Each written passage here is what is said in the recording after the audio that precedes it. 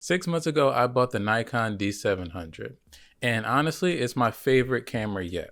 But there is a few lowlights that it has that I wish I knew about before buying.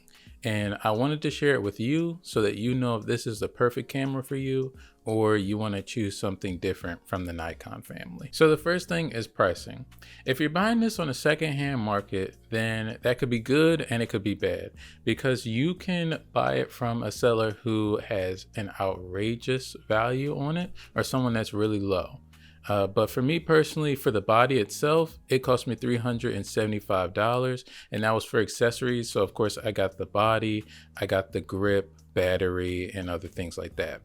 But I also bought my 50mm 1.8G for 120. So for me personally, I went on the pricier side when it comes to the body because I just wanted to make sure that it was perfect. I bought it from Japan.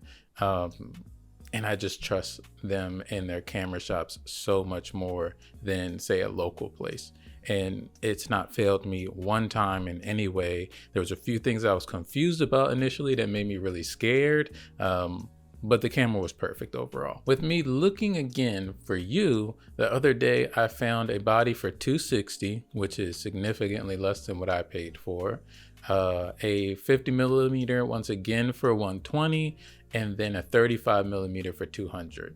Now I'm unsure why the 35mm is more expensive or so much more expensive.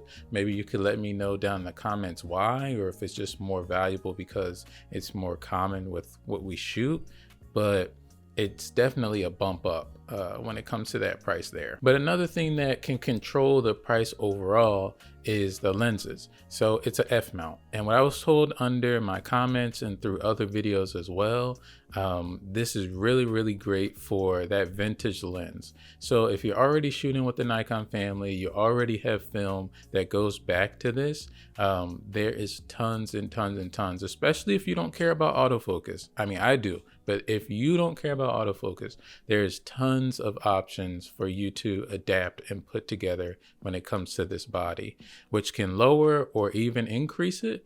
But if you're increasing it, that's probably because you know something.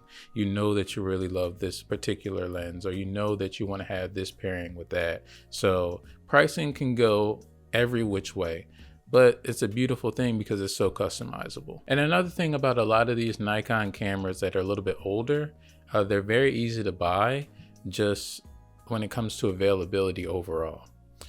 Many people in my comments were talking about how they have how they have the D700, D200, and they have two of this, or they sold this and they brought it back. So it seems like there doesn't have to be a complete rush to buy it. That's the first thing.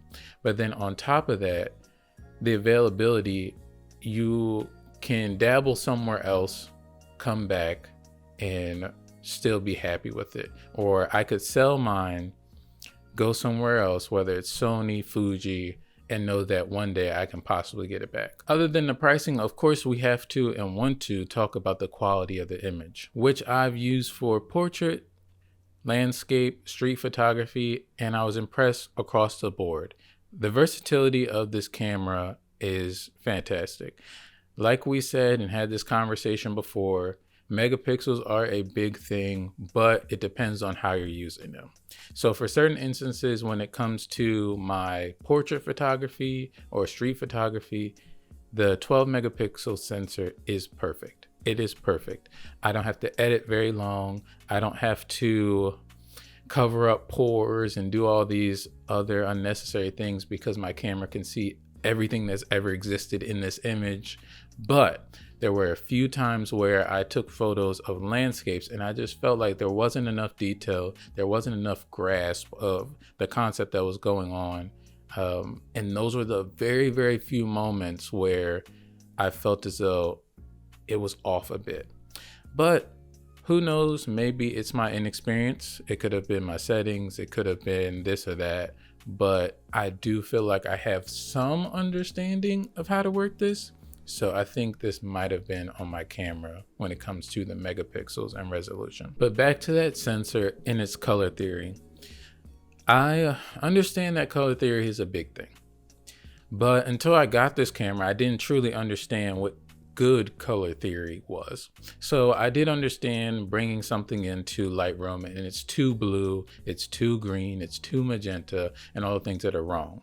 But the D700 is the first time where I understand, once opening up the picture, once putting very few edits on, oh, this is what a good color theory is, where things don't clash. When you want the reds to come through and the greens to fall into the back, it naturally does that. When it comes to balancing out someone's skin tone and making it an actual desirable look, it very easily does that when it comes to brown skin and very light skin.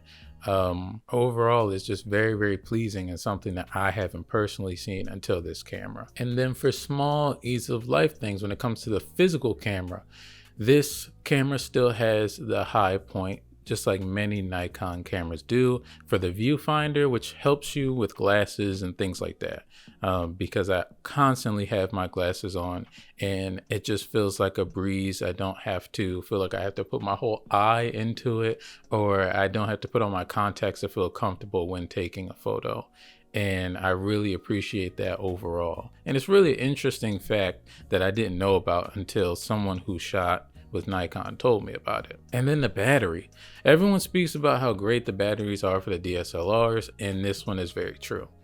Me walking around San Francisco literally all day, snapping away pictures as my only objective, I didn't feel as though I need an additional battery, or excuse me, not an additional battery, but I didn't need to charge my batteries during that time, because I did use two.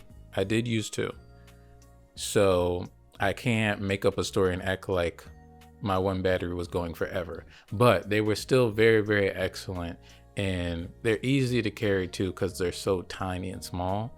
So it's no problem to carry that second one on me. And the last thing is the file size. Because the resolution isn't huge, it's really great because you don't have to have a hard drive or a gigantic memory card to take up all these photos that you have.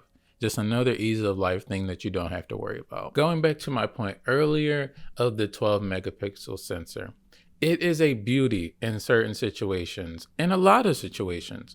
But when it comes to that one landscape, when I was talking about in San Francisco, where things were just getting a little muddy, things weren't standing out enough to me. Like I said, if you think it's my settings, if you think it's this or that, let me know in the comments. Give me some direction that could possibly clear this up when I show you this image, so that I can mark this off and say this is not the camera's fault. This was me, human error. But another gripe that is this camera, and this is recency bias because it's not necessarily needed for a lot of things, but I need some type of screen tilt, like whether it's just the bottom comes up, whether it flips around and does all the special little tricks, whatever. But I need something. I feel like when I'm trying to take, say, a portrait from above or anything of that nature, it was very, very difficult. And I feel as though I took tons and tons of photos, which might just be a stop being lazy, take tons of photos, that's why you're doing it type of thing. And if that's what it is, I get it. But I feel like there's a way to be more efficient.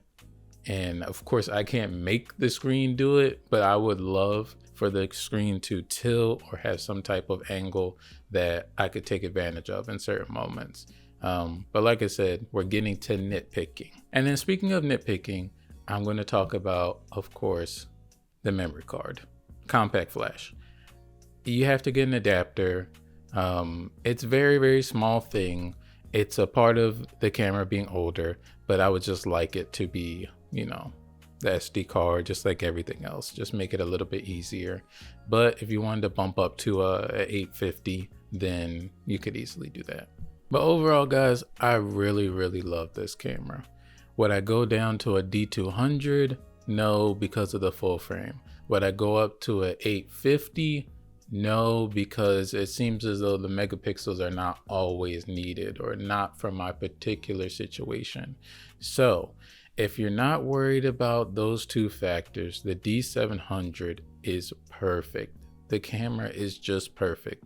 And it seems to have a raving fan base overall that will be supportive to you, help you out with any questions or ways to take advantage of your prize piece, excuse me. I'd say my favorite images that I've taken with this has to be my 2 photo shoots.